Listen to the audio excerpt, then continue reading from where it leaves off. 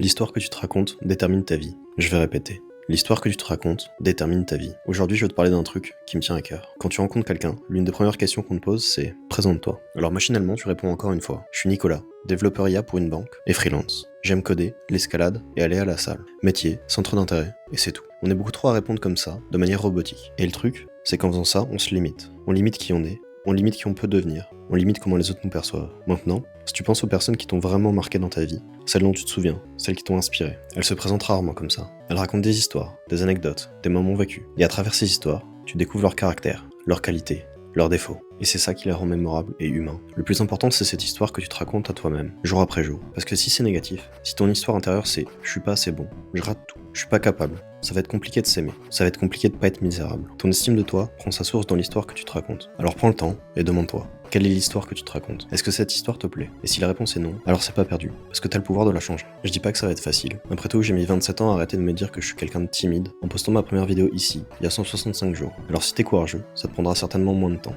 Réécris ton histoire. Jour 36 sur 99 pour changer ma vie et vivre de mes devs. C'était Nicolas. Je fais une vidéo par jour, abonne-toi et à demain.